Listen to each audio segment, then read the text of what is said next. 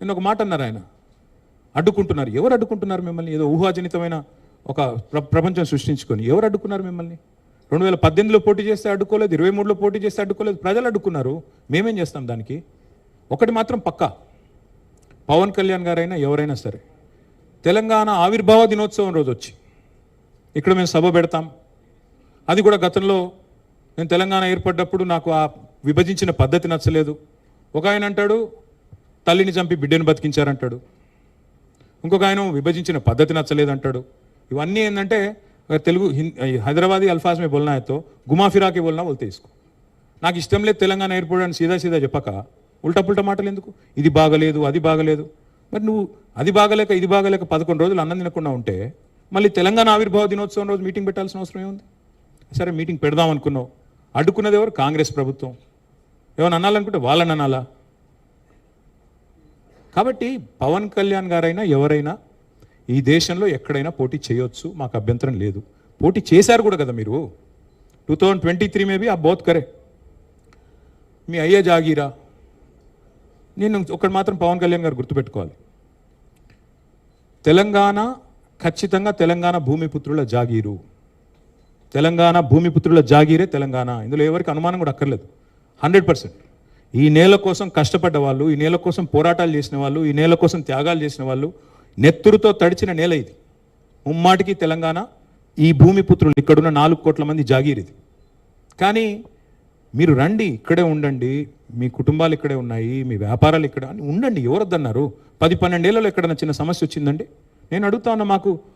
మా దృక్పథం ఎట్లాంటిది అంటే, వైజాగ్ స్టీల్ ప్లాంట్ను ప్రైవేటీకరిస్తున్నారు మోడీ ప్రభుత్వం అంటే మేము మద్దతు పలికాం.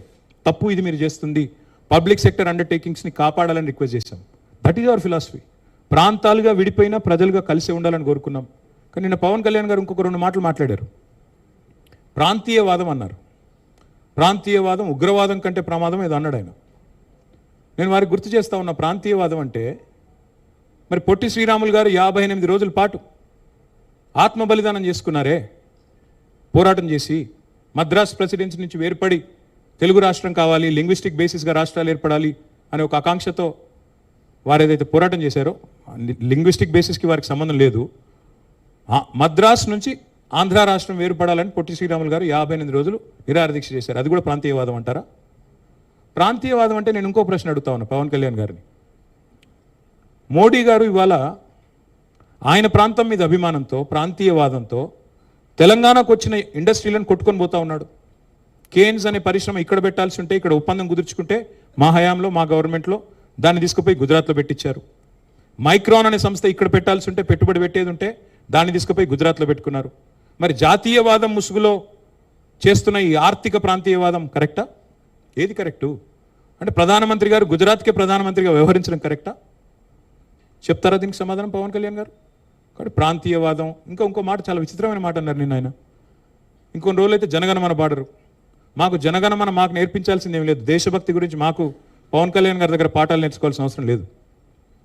ఈ నేల ఆనాడు నిజాం సర్కార్కు వ్యతిరేకంగా పోరాటం చేసిన నేల, కమ్యూనిస్టులు కదం దొక్కిన నేల ఇది. కాబట్టి మాకు పోరాటాలు కొత్త కాదు, మాకు యుద్ధాలు కొత్త కాదు, త్యాగాలు కొత్త కాదు.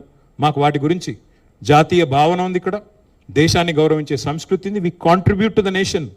We are less than 3% of India, but we contribute to 5% of India's GDP. So we don't need any kind of moral lectures are moral policing from. వారు ఆంధ్రప్రదేశ్ ఉప ముఖ్యమంత్రిగా వారిని గౌరవిస్తాం. వారిని ఆంధ్రప్రదేశ్ ఉప ముఖ్యమంత్రిగా డెఫినెట్ గౌరవిస్తాం. ఒక కళాకారుడిగా, ఒక నటుడిగా అభిమానిస్తాం. ఒక సోదరుడిగా ఇంటికి వస్తే బిర్యానీ పెడతా, హైదరాబాదీ బిర్యానీ పెడతా. కానీ వచ్చి మా సెక్రటేరియట్లో కూర్చొని పెత్తనం చేస్తాము మా రాజకీయాల్లో.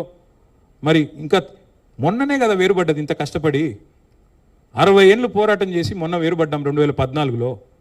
మొన్న చంద్రబాబు నాయుడు గారు రానే వచ్చే 2018లో, మళ్ళీ ఇప్పుడు మీరు కూడా వస్తారు 2023లో. That's all I'm saying. And last word I will like to say on this.